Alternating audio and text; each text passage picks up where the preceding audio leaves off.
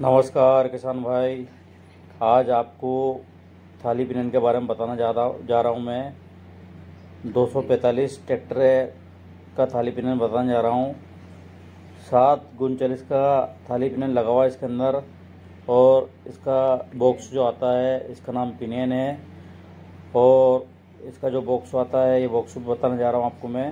छोटा थाली पिनन, ये थाली पिनन है, छोटा बेरिंग है थाली पिनन का। आपको सब जानकारी देने जा रहा हूँ मैं। ये पिनन का छोटा बेरिंग है, फिटिंग होने जा रहा है। अब इसके ऊपर लाक लगेगी। लाक किस तरीके से लगती है आपको हम बताएंगे। इसके ऊपर कुछ गोल आइटम लेके ठोकना चाहिए। गोल आइटम ये गुटका लेकर ठोकना चाहिए। ये पिनन की लाक लगानी है आपको। लाक इस तरीके से लगती है इसकी। ये पिनन की लाक लग चुकी है, बेरिंग पूरा फिटिंग हो चुका है। ये बेरिंग नंबर है 322145 ये बेरिंग का नंबर है इसका। स्क्रीन पे दिया है मैंने, ये नंबर का भी आपको ध्यान रखना है। हम आपको हर चीज़ की जानकारी देते रहेंगे।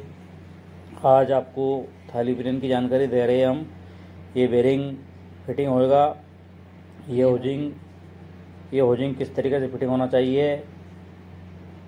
ये उल्टा लग रहा है बेटा, होजिंग पलटा के लगाओ उसको। इस तरीके से लगना चाहिए। ये सीधा हो चुका है। और फिर ये बेरिंग लगाना चाहिए। फिर इसको ऊपर नीचे ठोकना चाहिए।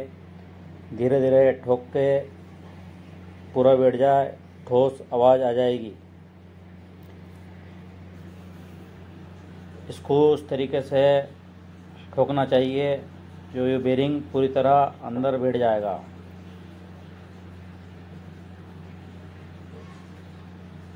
पूरा ठुक जाए, फिर उसके बाद में इसमें ठोस आवाज़ आ जाएगी।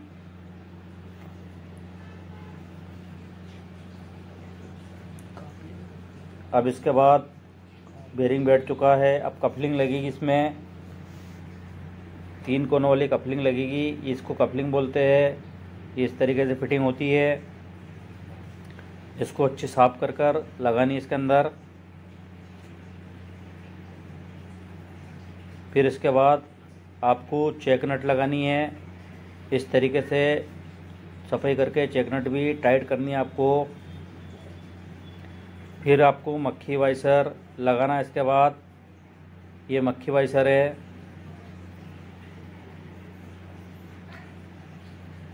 फिर इसके बाद आपको चेक नट लगानी डबल। इसमें 2 चेक नट लगती है पिनियन में। फिर आपको इतना टाइट करना है। मक्खी वाइसर 80 पाउंड पे टाइट करना है इसको। फिर मक्खी वाइसर लॉक करना है, चेक नट से लॉक करना है और 80 पाउंड पे से टाइट करना है। 80 पाउंड पिनियन सेटिंग करना है आपको। सेटिंग करने के बाद फिर मक्खी लॉक करनी है आपको।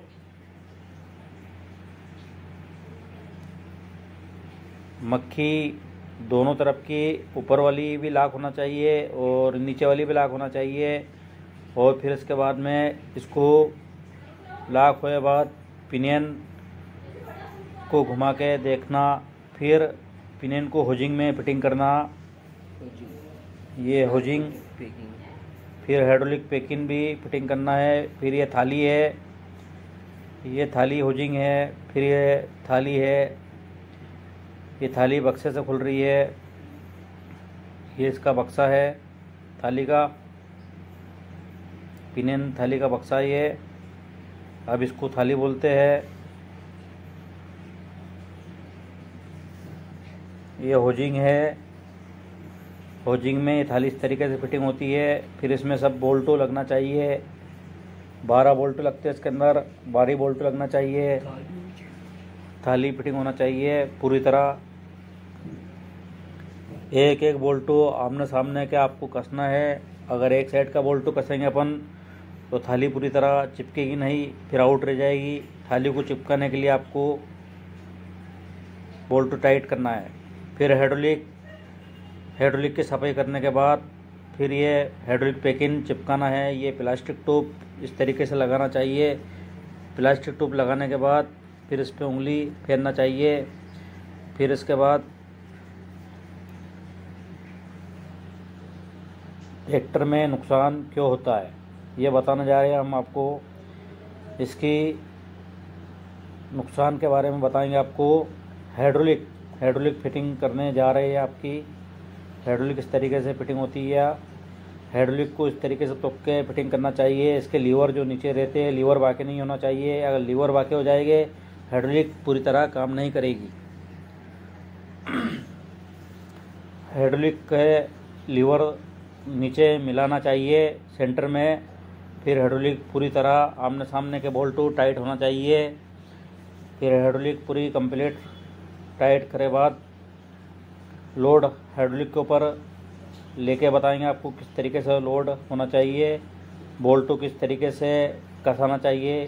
बोल्टू आमने सामने के टाइट होना चाहिए।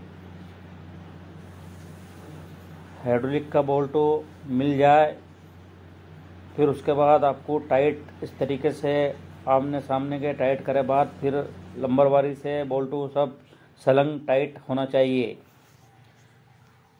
ना ज़्यादा ना कम, 90 के आसपास हिसाब से लोड होना चाहिए। 16 के बोल्टू लग रहे हैं अंदर। 16 के बोल्ट पे 90 से ज़्यादा लोड नहीं होना चाहिए। सब बोल्ट पे 90 पे लोड होना चाहिए। टाफरिंग पाने से आप अगर हाथ से लेते हो, हाथ से भी 90 पॉइंट पे लोड होना चाहिए। सब बोल्ट पे लोड होने के बाद स्टार गियर लगाना चाहिए। स्टार गियर आपको खोल के बता रहे हैं। स्टार गियर जो है इस तरीके से पैकिंग में आते हैं। ये स्टार और गियर इसमें 6 गियर लगते हैं और वाइसर भी लगते हैं। स्टार गियर के वाइसर। ये थाली होजिंग कंप्लीट हो चुका। अब इसमें स्टार गियर का वाइसर लगेगा। ये वाइसर इस तरीके से लगाना चाहिए। फिर इसके बाद में ऑयल डालने के बाद फिर स्टार गियर लगाना चाहिए। अब स्टार लूम पूरा कंप्लीट करना चाहिए। अब स्टार गियर इस तरीके से पूरा बैठेगा। ये हल्का हल्का ऑयल लगाने के बाद फिर स्टार गियर लगाने के बाद हल्का हल्का ऑयल लगाना इसमें भी। फिर इसको अंदर इस तरीके से कसना चाहिए। ये स्टार गियर लग चुका है और इसे घुमा के देखना चाहिए ऑयल लगा के। ये छोटे स्टार गियर है। अब बड़ा स्टार गियर जो एक्सल गियर है वो अब लगेगा। एक्सल गियर को अंदर बिठा के उसको भी घुमा के देखना है किस तरीके से घूम रहा है। बढ़िया पोजीशन पे घूम रहा है, इस तरीके से घूमना चाहिए। फिर इसमें एक मक्खी वाइसर ऊपर लगेगा। ये ऊपर लगा हुआ है। ये मक्खी वाइसर निकाल कर स्टार लूम होजिंग कंप्लीट हो चुका है। ये अब होजिंग लगेगा ऊपर का। ये 2 टुकड़े में होजिंग रहता है। ये फिटिंग होगा होजिंग, स्टार होजिंग बोलते हैं इसको। इसकी सफाई करने के बाद इसको फिटिंग करना है। ये सफाई हो चुकी है इसकी। अब ये इसके लंबर से लंबर मिला के लगाना चाहिए। इसमें हल्का हल्का ग्रीस लगाने के बाद स्टार का वाइसर जो है वाइसर चिपकाना चाहिए। इसमें ऊपर वाला खाली एक वाइसर, 6 वाइसर लगते हैं इसके अंदर स्टार चौकड़ी के। ये वाइसर ऐसे लगना चाहिए। स्टार लूम, स्टार चौकड़ी, 6 वाइसर और इसको इस तरीके से फिटिंग करना चाहिए। इसके स्टार लूम के दोनों के लंबर मिला के लगाना चाहिए और आमने सामने के बोल्ट तो टाइट होना चाहिए। बोल्ट तो आमने सामने के टाइट हो गए, उसके साथ फिटिंग होने में तकलीफ ना देगा। ये थाली स्टार चौकड़ी का होजिंग पूरा कंप्लीट हो चुका है। ये इस तरीके से बेरिंग भी थाली का बिठाना चाहिए। बेरिंग पूरा बैठ चुका है ये। फिर इसको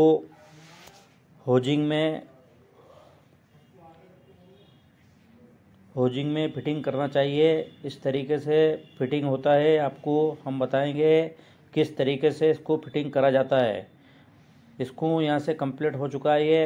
अब वहाँ पे फिटिंग करना चाहिए एक्सेल के अंदर, एक्सेल होजिंग के अंदर फिटिंग करना चाहिए इसको। ये थाली एक्सेल होजिंग में फिटिंग होना चाहिए, फिटिंग हो जा रही है।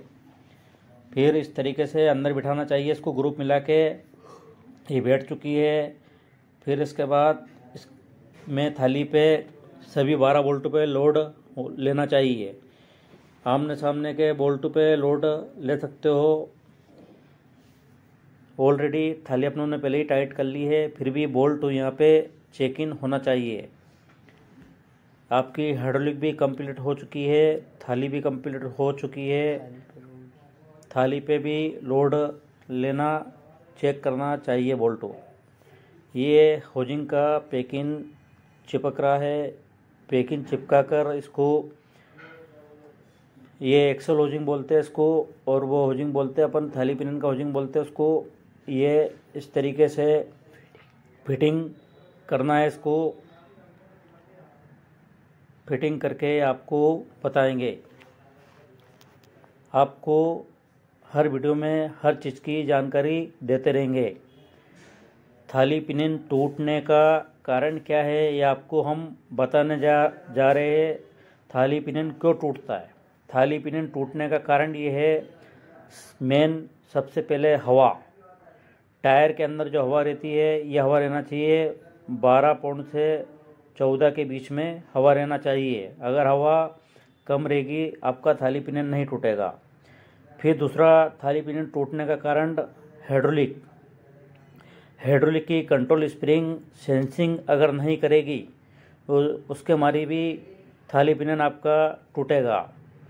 फिर आपका हाइड्रोलिक लीवर काम नहीं करेंगे, दोनों पीसीडीसी, उसके मारी भी आपकी सही साट हाइड्रोलिक काम नहीं करने के कारण ये भी आपका टूटेगा थाली पिनियन।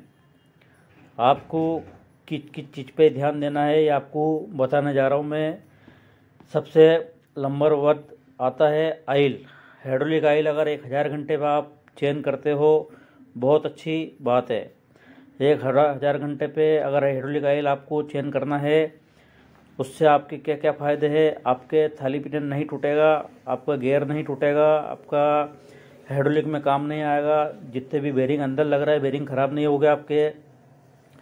आपको अगर 1000 घंटे पे आयल बदलते हो आपका नुकसान अंदर कुछ भी नहीं होगा ट्रैक्टर के अंदर। अब इसके नुकसान आपको मैंने बता ही दिए क्या क्या नुकसान है। सबसे नंबर 1 पे आता है हवा, फिर दूसरा नंबर पे आता है आयल, तीसरा नंबर पे आता है अपने हाइड्रोलिक सेंसिंग, फिर चौथे पे आता है हाइड्रोलिक लीवर का काम नहीं करना और ट्रैक्टर पे अनसंड झटके लगाना। इन चीज़ों से थाली पिनियन टूटता है। और आपको अगली वीडियो में हर चीज़ की हम जानकारी देते रहेंगे। नमस्कार किसान भाई, और आप सब लोग देखते रहना और हमें बताते रहना।